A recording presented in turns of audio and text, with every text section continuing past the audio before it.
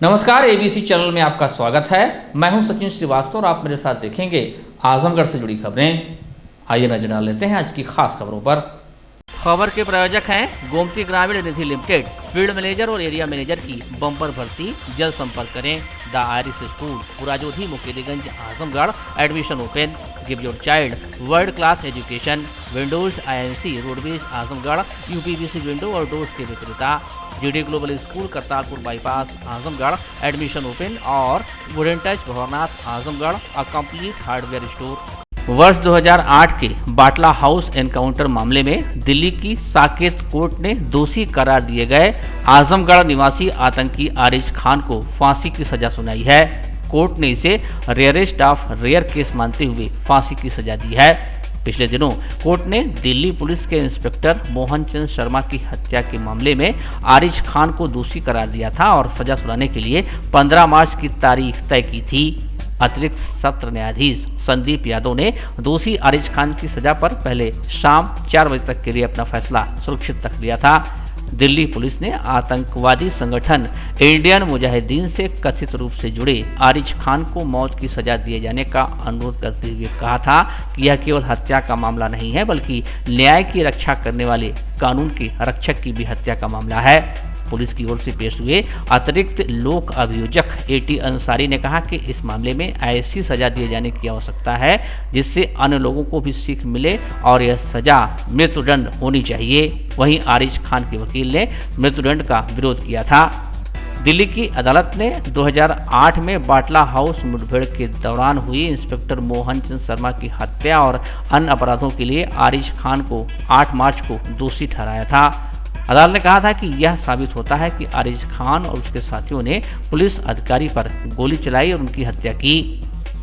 दक्षिण दिल्ली के जामिया नगर इलाके में 2008 में बाटला हाउस मुठभेड़ के दौरान दिल्ली पुलिस की स्पेशल सेल के इंस्पेक्टर मोहन चंद शर्मा की हत्या कर दी गई थी। इस मामले के संबंध में जुलाई 2013 में एक अदालत ने इंडियन मुजाहिदीन के आतंकवादी शहजाद अहमद को आजीवन कारावास की सजा सुनाई थी। इस फैसले के विरुद्ध शहजाद अहमद की अपील दिल्ली हाई कोर्ट में लंबित है। एनकाउंटर के दौरान आरिज खान घटनास्थल से भाग निकला था और उसे भगोड़ा घोषित कर दिया गया था। आरिज खान को 14 फरवरी 2018 को पकड़ा गया था और तब से उस पर मुकदमा चल रहा है।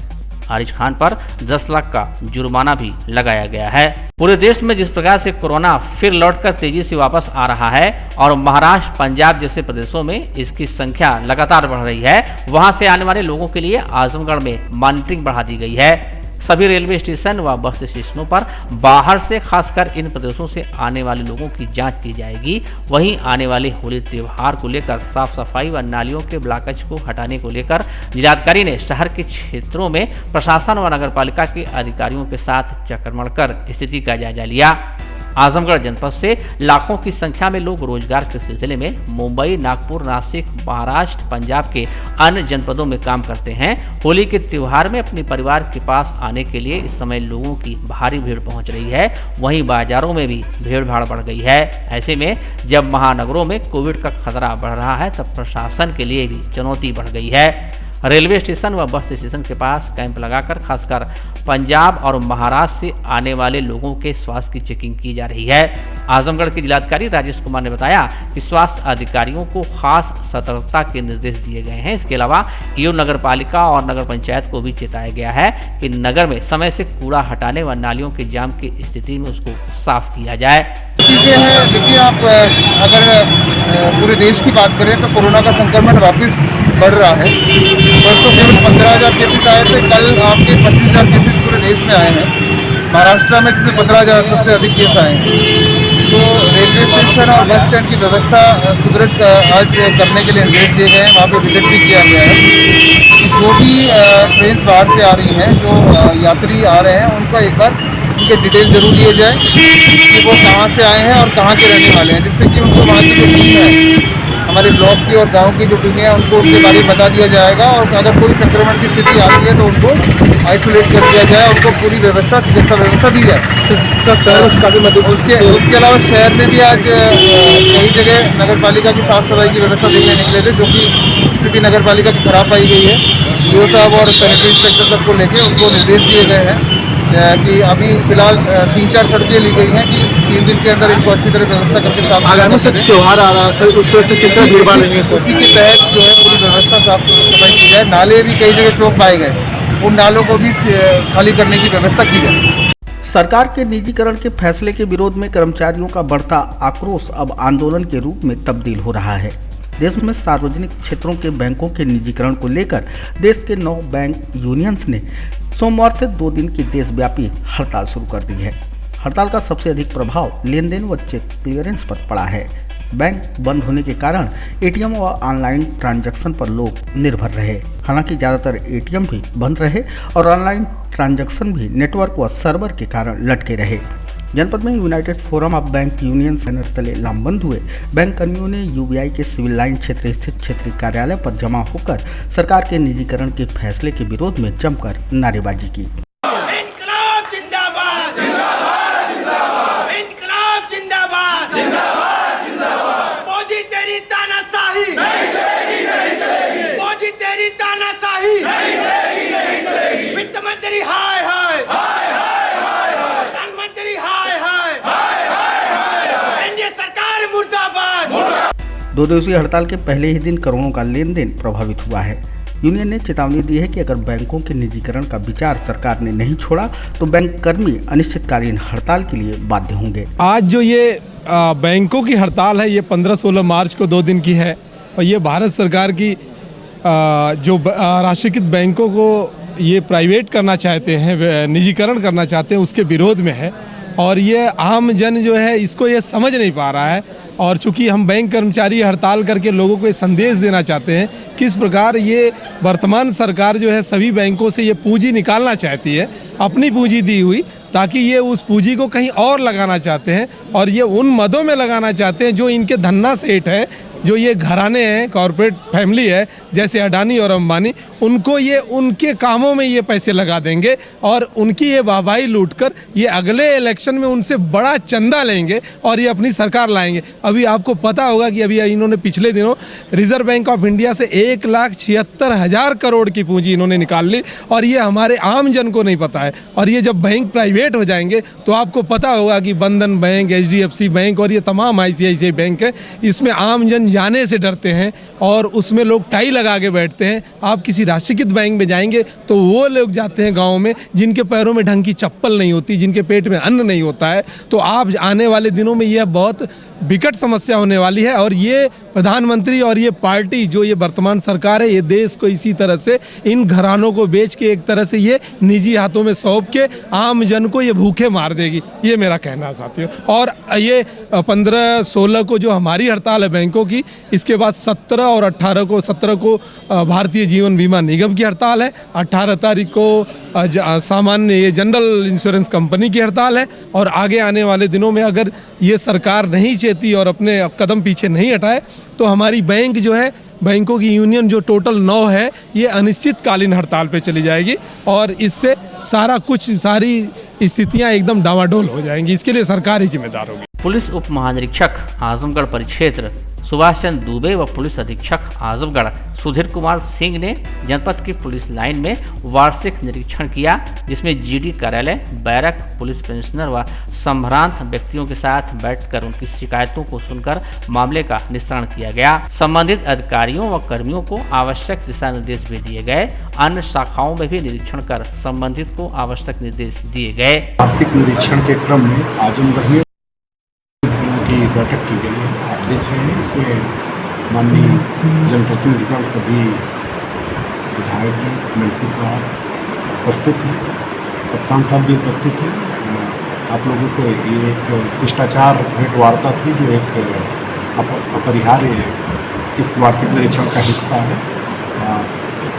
माननीय जनों से उनके क्षेत्र की या कुछ अदर कोई व्यक्तिगत या सार्वजनिक समस्याओं या सुझावों के बारे में बातचीत की गई।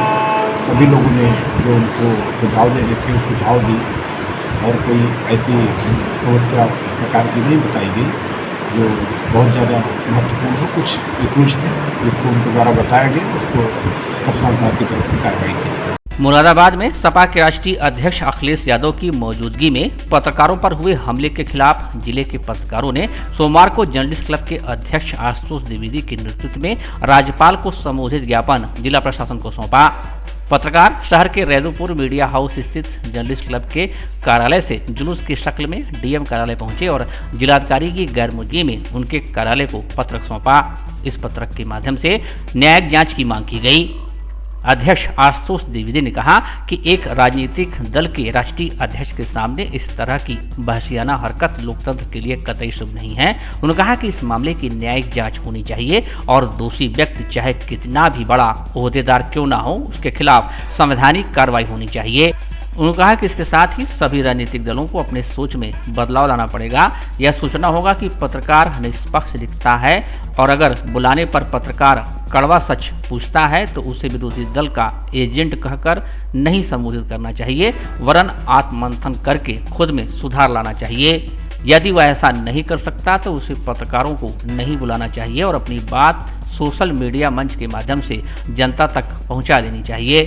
इस अवसर पर अरविंद सिंह, राम सिंह गुड्डू, सचिन श्रीवास्तव, रत्न प्रकाश त्रिपाठी, खुर्रम आलम नोमानी, विनोद सिंह, संदीप अष्ठाना, गौरव श्रीवास्तव, विदेंद्र शर्मा, मनीष पांडे, देवर श्रीवास्तव, प्रदीप यादव, अमन गुप्ता, विकास गुप्ता, देवेंद्र मिश्र, राजेश पाठक, हरीश कुमार, उमेश राय, प्रशांत राय आदि मौजूद रहे। देखिए, जैसा कि पूरे उत्तर प्रदेश में ये ज्ञात है कि मुरादाबाद में अभी एक प्रेस कॉन्फ्रेंस थी समाजवादी पार्टी के अध्यक्ष अखिलेश यादव जी की। अखिलेश यादव जी ने पत्रकार गणों को आमंत्रित किया था प्रेस वार्ता में, और वहाँ बुलाने के बाद जिस तरीके से उन्होंने उनके साथ दुर्व्यवहार किया है, आपत्तिजनक उनका ये व्यवहार है, इसको लेकर के पत्रकारों में रोष है पूरे उत्तर प्रदेश में। इसी क्रम में चूँकि अखिलेश यादव आजमगढ़ से सांसद हैं और आजमगढ़ का जो जर्नलिस्ट एसोसिएशन है, आजमगढ़ के जो पत्रकार हैं, वो अपनी भावनाओं से गवर्नर को ज्ञापन दिया जा रहा है कि इसमें न्यायिक जांच की मांग की जा रही है कि जो भी हो दोषी हो उसके खिलाफ कार्रवाई हो। और वैसे भी आजमगढ़ के पत्रकारों का अखिलेश यादव जी से एक ऐसा संबंध है कि मतलब हम लोग ये चाहते हैं कि भाई वो इस पर अपना खेद व्यक्त करें और आगे से अगर किसी को बुलाते हैं सम्मानित तरीके से तो उसके साथ अपमानजनक व्यवहार न करें। लेकिन अखिलेश यादव की ओर से तो 2 पत्रकारों पर एफआईआर कराई जा सकती है। यही सारी बातें हैं, कुल मिलाकर के वो कह रहे हैं वो भाजपा के हैं, ये सब अपनी जगह पे। लेकिन आपने जब पत्रकार गण को आमंत्रित किया होगा तो आपने चिन्हित करके न दिया होगा कि वो किस चैनल के हैं, वो किस पत्र के हैं। पत्रकार वार्ता में इस तरीके से तो ख़ास तौर से पूर्व मुख्यमंत्री की प्रेस वार्ता में तो इस तरीके से भूजा की तरह बांटा नहीं जाता है आमंत्रण। तो कुछ सोच समझ के उनको दिया होगा, तभी ना वो आए होंगे। और ये तो था नहीं कि वो किसी कार्यक्रम में थे, वो बाइट लेने के लिए घुस गए थे उनके और उपद्रव कर रहे थे। तो ये तो जो उन लोगों की जिम्मेदारी है ना, जो लोग मतलब जिन लोगों ने आमंत्रण दिया था, और उनकी पार्टी की मुरादाबाद इकाई से पूछना चाहिए अखिलेश यादव को कि भाई ये लोग कैसे आ गए इसमें, अगर आप उनको पत्रकार नहीं मानते हैं तो ये सब तो जांच का विषय है। बहरहाल ये दुर्भाग्यपूर्ण है कि वो पत्रकारों के ऊपर मुकदमा करा रहे हैं और इससे हम सब लोग मतलब संतुष्ट नहीं हैं उनके इस व्यवहार से। देखिए, अखिलेश यादव अपने आप को समाजवादी कहते हैं और समाजवादी अगर कोई विचारधारा से व्यक्ति निकलता है तो समाजवाद की बात करता है, सबकी बात करता है, जिसमें पत्रकारिता का अपना स्थान है। लोकतंत्र का ये चौथा स्तंभ है। उस स्तंभ की गरिमा बनाए रखना सबकी जिम्मेदारी है, सिर्फ पत्रकारों की नहीं, राजनेताओं की भी जिम्मेदारी है। और जो संवैधानिक पोस्ट पर बैठा है या बैठ चुका है उसकी तो और भी ज़रूरी है। तो अखिलेश यादव को अपने इस व्यवहार पर पुनर्विचार करना चाहिए कि अगर ऐसा उन्होंने किया है तो क्यों किया है और ये उचित है कि नहीं उचित है।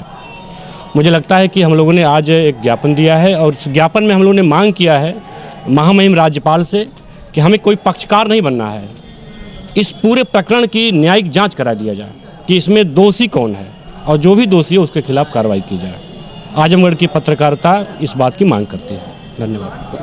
नहीं, मैं बहुत अच्छी तरीके से जानता हूं और उबैदुल बहुत अच्छे संवाददाता हैं। करीब हम लोग 10-12 साल से ज़्यादा समय से हम लोग एक साथ काम कर रहे हैं और मैं ये चुनौती के साथ कर रहा हूँ। जिस तरीके से एक आरोप लग रहा है कि भाजपा प्रायोजित है क्या नहीं है, इस पर मैं नहीं है। सबकी आइडियोलॉजी अपनी अपनी होती है, आप किसी भी दल को मान सकते हैं, लेकिन पत्रकार जब फील्ड में होता है तो निश्चित रूप से वो सिर्फ पत्रकारिता करता है। और मैं उबैदुल के बारे में जहाँ तक ये साफ तरीके से कहूँगा कि 12 साल 15 सालों से हम लोग एक साथ काम कर रहे हैं। अगर पूरे उत्तर प्रदेश में हम 10-15 लोगों को चिन्हित करेंगे तो उसमें एक उबैदुर होगा जिसकी साफ छवि है और उसमें कभी भी उसके ऊपर कोई आरोप नहीं लगा है। तो ये सरासर बिल्कुल, अगर जो समाजवादी पार्टी है, अखिलेश यादव या जो भी लोग ये कह रहे हैं कि भाजपा प्रायोजित थे, फलाना था, ढिकाना था, तो ये सरासर गलत है। मैं विशेष तौर से उबैदुर के बारे में कहता हूँ कि निश्चित रूप से एक निष्पक्ष और बहुत ही अच्छा रिपोर्टर है। All India children care and educational development society nursing college Itaura Chandeshwar के तत्वाधान में सोमवार को 20वां कैंपिंग सेरेमनी एवं शपथ ग्रहण समारोह का आयोजन बड़े हर्षोल्लास के साथ मनाया गया। कार्यक्रम की शुरुआत मां सरस्वती की प्रतिमा पर माल्यार्पण एवं दीप प्रज्वलन से किया गया। इस कार्यक्रम के मुख्य अतिथि डीआईजी सुभाष चंद्र दूबी रहे। मुख्य अतिथि ने छात्र छात्राओं को नर्सिंग पाठ्यक्रम के द्वारा समाज में मानव सेवा, समर्पण एवं नारी सशक्तिकरण के महत्व तथा उत्तरदायित्वों को बताया। कॉलेज की प्राचार्य प्रोफेसर जे सूबिया एवं डॉक्टर राजमती यादव के द्वारा मुख्य अतिथि एवं समस्त अतिथियों का स्वागत किया गया। कार्यक्रम की शुरुआत में नर्सिंग के प्रथम वर्ष के छात्राओं को कैप पहनाया गया और उन्हें समाज में अनवरत एवं निस्वार्थ सेवा करने की शपथ भी दिलाई गई। मैं अपने मरीजों के धार्मिक विश्वासों का सदैव सम्मान करूंगा। मुझ पर विश्वास कर सौंपी गई समस्त व्यक्तिगत जानकारियां मेरे पास सुरक्षित रहेंगी। मैं चिकित्सक के आदेशों का सदैव ईमानदारी और निष्ठा पूर्वक पालन करूंगा।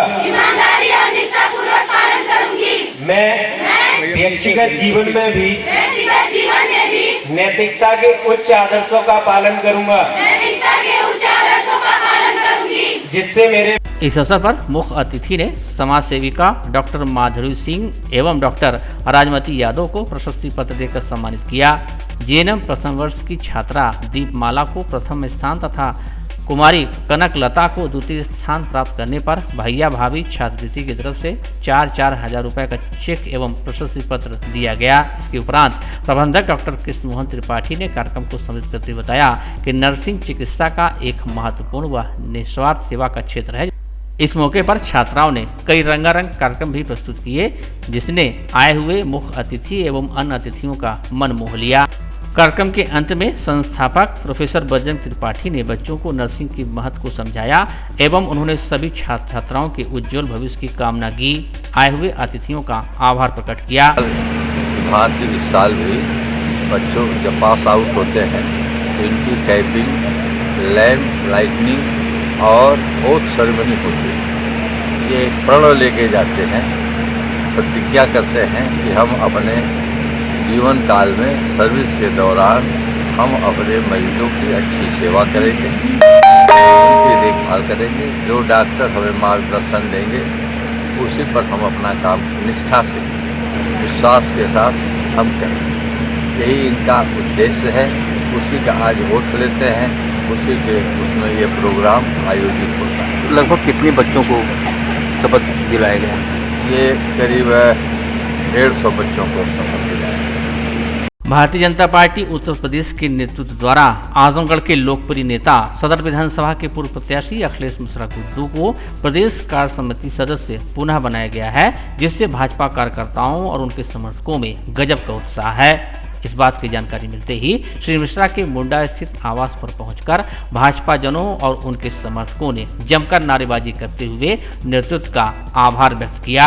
अखिलेश मिश्रा योगी आदित्यनाथ जिंदाबाद, जिंदाबाद। अखिलेश मिश्रा योगी आदित्यनाथ जिंदाबाद, जिंदाबाद। नरेंद्र मोदी अखिलेश मिश्रा जिंदाबाद, जिंदाबाद। अमित शाह अखिलेश मिश्रा जिंदाबाद, जिंदाबाद। जेपी नड्डा अखिलेश मिश्रा जिंदाबाद, जिंदाबाद। देव सिंह अखिलेश मिश्रा जिंदाबाद, जिंदाबाद। नरेंद्र सिंह अखिलेश मिश्रा जिंदाबाद, जिंदाबाद। अखिलेश मिश्रा जिंदाबाद, जिंदाबाद, जिंदाबाद। भारत माता की जय, भारत माता की जय। इस दौरान अखिलेश मिश्रा गुड्डू का कहना था कि भारतीय जनता पार्टी का मैं एक सिपाही हूं, कार्यकर्ता हूं। पार्टी ने मुझे जो जिम्मेदारी दी है मैं उसका पूरी निष्ठा व ईमानदारी से पालन करूंगा। उन्होंने कहा कि एक कार्यकर्ता होने के नाते अपने सभी कार्यकर्ताओं के साथ कदम से कदम मिलाकर चलने का प्रयास करता था और आगे भी करता रहूंगा। मैं अपने क्षेत्र व प्रदेश के नेतृत्व का आभार प्रकट करता हूं कि संगठन ने मुझ पर विश्वास प्रकट किया है। उन्होंने कहा कि हम सब मिलकर 2022 के चुनाव में भारतीय जनता पार्टी की प्रचंड बहुमत की सरकार फिर से बनाएंगे। इस अवसर पर नगर अध्यक्ष शैलेंद्र अग्रवाल का कहना था कि लोकप्रिय नेता अखिलेश मिश्रा को पुनः कार्य समिति सदस्य बनाए जाने से पूरे नगर में हर्षोल्लास का माहौल है। बधाई देने वालों में मुख्य रूप से धर्मेंद्र सिंह, राजन उपाध्याय, अमन गर्ग, धर्मवीर चौहान, मनोज बौद्ध, अवनीश त्रिवेदी, शेखर लाल श्रीवास्तव, पंकज मुदनवाल, मुंशी निषाद, संतोष चौहान, रमेश चंद्र सैनी, आदर्श शुक्ला, अच्छेलाल साहू, अभिषेक गुप्ता, सौरभ सिंह व अन्य कार्यकर्ता शामिल रहे। पार्टी का कार्यकर्ता हूँ और भारतीय जनता पार्टी की जो नव सृजित प्रदेश कार्य समिति है, कल शाम को मुझे क्षेत्रीय अध्यक्ष डॉक्टर धर्मेंद्र सिंह द्वारा बताया गया कि आपको प्रदेश कार्य समिति का सदस्य पुनः मनोनीत किया गया है। और भारतीय जनता पार्टी कार्यकर्ता और भारतीय जनता पार्टी के सिपाही होने के नाते भारतीय जनता पार्टी कैसे मजबूत हो, कार्यकर्ताओं का सम्मान रहे, उसके लिए सदैव कार्य करते आए हैं और एक सिपाही और एक कार्यकर्ता के नाते भारतीय जनता पार्टी को मजबूत करने के लिए आगामी भी कार्य करते रहेंगे। आगामी चुनाव आ रहा है, किस तरह तैयारी मजबूत करेंगे पार्टी? आगामी विधानसभा चुनाव में भारतीय जनता पार्टी फिर सरकार बनाएगी और अच्छे सीटों से सरकार बनाएगी और उसमें जो भी जिम्मेदारी पार्टी देगी या जो जिम्मेदारी दी है उसको बहुत ही अच्छी तरह से निभाऊंगा। अखिलेश यादव जी जो पत्रकारों पर ट्रेनिंग किया गया उस पर क्या कहना चाहेंगे? उस पत्रकारों के ऊपर जो घटना हुई है उसकी जितनी भी निंदा की जाए वो कम है। और अखिलेश यादव जी जैसा व्यक्ति जो समाजवादी पार्टी का राष्ट्रीय अध्यक्ष होने के नाते और प्रदेश के पूर्व मुख्यमंत्री होने के नाते और उनके सामने पत्रकारों के साथ जिस तरह का दुर्व्यवहार हुआ है वो बहुत ही निंदनीय है। उसकी जितनी ही भर्त्सना की जाए वो कम है। मिश्रा जी को प्रदेश कार्य समिति का सदस्य पुनः बनाया गया है। इसके लिए पूरे नगर में और पूरी नगर टीम में बहुत ही हर्ष का माहौल है। इसी उपलक्ष्य में आज सभी लोग उनके आवास पर आकर हम सभी लोग सारे पदाधिकारी, नगर के अपने सेक्टर संयोजक सभी लोग एक साथ आकर भैया के आवास पर इनको हम लोगों ने पुष्प देकर बधाई दी है और हम लोग चाहते हैं कि भैया इसी तरह अग्रसर होते रहें और आगामी आने वाले विधानसभा चुनाव में विधायक हों, यही हम लोगों की मनोकामना है। आजमगढ़ नगर के मातवरगंज मोहल्ले में शंकर जी फव्वारा के सामने स्थित लेडीज कपड़ों के प्रतिष्ठान the hanger fashion and beauty का शुभारंभ सोमवार को पुलिस उप महानिरीक्षक सुभाष चंद्र दुबे के हाथों फीता काटकर किया गया। इस अवसर पर प्रतिष्ठान के प्रोपराइटर वेद प्रकाश सिंह लल्ला और वर्षम प्रताप सिंह ने बताया कि आगामी होली त्योहार व शुभ लग्न मुहूर्त को देखते हुए आज शहरवासियों की सेवा में यह छोटा सा प्रतिष्ठान जनमानस की सेवा में समर्पित किया गया है। हमारे प्रतिष्ठान पर लेडीज वस्त्रों का आधुनिक कलेक्शन उपलब्ध कराया गया है। साथ ही किशोरवय लड़कियों व युवतियों के लिए वेस्टर्न पैटर्न पर आधारित कपड़ों की एक बड़ी श्रृंखला उपलब्ध कराई गई है। हमारे प्रतिष्ठान पर होली त्योहार को देखते हुए 20% की आकर्षक छूट प्रदान की जा रही है। इस अवसर पर जर्नलिस्ट क्लब के अध्यक्ष आशुतोष द्विवेदी, रंगकर्मी अभिषेक पंडित, रमेश चंद्र जायसवाल, गंजेंद्र वर्मा, शहजादे सिंह मिंटू, परवेज अहमद, कौशल जहां आदि उपस्थित रहे। यह द हैंगर अभी आजमगढ़ में ऐसा कॉन्सेप्ट कोई नहीं लाया था। हम लोग छोटी ही शॉप में जो मिनी शॉप है उसमें सारा हैंगर के काम पे मतलब एक छोटे मॉल के रूप में अपनी शॉप डाले हैं, जिसमें ladies western wear, imported item, top, jeans और सारा वेस्टर्न वियर का ही कलेक्शन है और मतलब लड़कियों को सारा पसंद आएगा ऐसा है। पूरे आजमगढ़ में यूनिक कलेक्शन है। कंप्लीट लेडीज शॉप है जी, पूरा लेडीज शॉप है। औरतों के लिए भी है, नाइटी है, अंडर गारमेंट्स है, उनके लिए भी है। मतलब होल पैकेज है पूरे लेडीज कलेक्शन में। त्रिस्तरीय पंचायत चुनाव के लिए आरक्षण की अंतिम सूची का प्रकाशन तो अभी बाकी है, लेकिन अंतिम को अंतिम मानकर दावेदारों ने प्रचार शुरू कर दिया है। कहीं वाहनों के काफिले के साथ प्रचार कर शक्ति प्रदर्शन किया जा रहा है तो कहीं वाहनों में प्रेशर हॉर्न बजाकर प्रचार किया जा रहा है। इस तरह का प्रचार तो लगभग सभी क्षेत्रों में किया जा रहा है, लेकिन रविवार को भदोली बाजार में काफिले के साथ लगे जाम में जब पुलिस कप्तान फंसे तो प्रचार भारी पड़ गया। उन्होंने 9 गाड़ियों को तो सिरधारी थाने भिजवा कर सीज करा दिया, साथ ही पुलिस ने वाहन चालकों को हिरासत में ले लिया।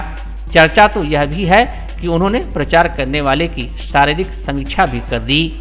सिधारी थाना क्षेत्र के एक गांव की महिला जिला पंचायत सदस्य पद की दावेदार हैं। उनके प्रचार की कमान उनके पति ने संभाल ली है। रविवार के दोपहर लगभग 3 बजे दर्जनों समर्थकों के साथ वाहनों का काफिला लेकर भदोली बाजार में चुनाव प्रचार कर रहे थे, जिसके चलते बाजार की सड़क जाम हो गई थी। इस बीच उधर से गुजर रहे एसपी सुधीर कुमार सिंह की गाड़ी जाम में फंस गई।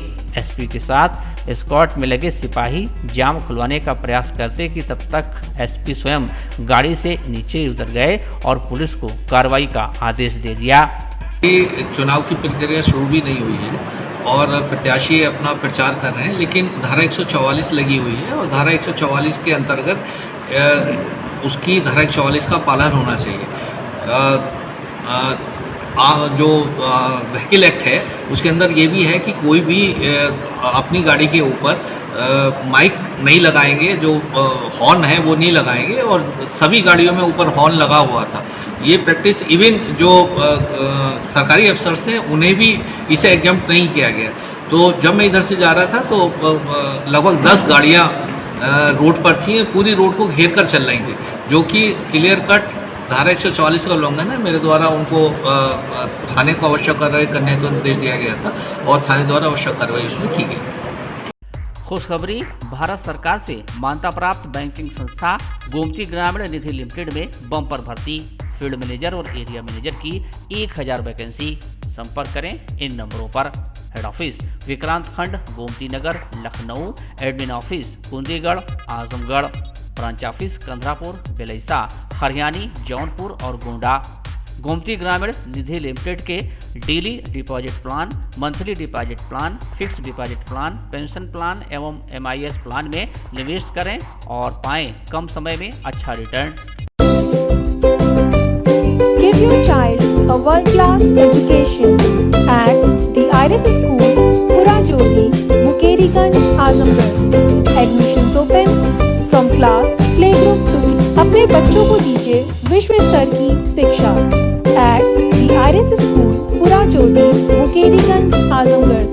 Admissions open from class playgroup to class 8। Wooden और एल्युमिनियम हुआ पुराना, UPVC विंडो और डोर्स का आया जमाना। अपने घर, मकान और ऑफिस में लगवाएं शानदार UPVC विंडो और डोर्स। दीमक, पेंट, पॉलिश के खर्चों से बचें। High security, sound proof, energy saving, fire resistant, water proof, one time investment. UPVC window और डोर्स अब आपके शहर आजमगढ़ में उपलब्ध। Windows INC besides BJP office, roadways, civil lines, Azamgarh. Wall interior के लिए भी संपर्क करें। 3D wallpaper, 5D wallpaper, designing wallpaper, kitchen, bedroom and drawing room wallpaper.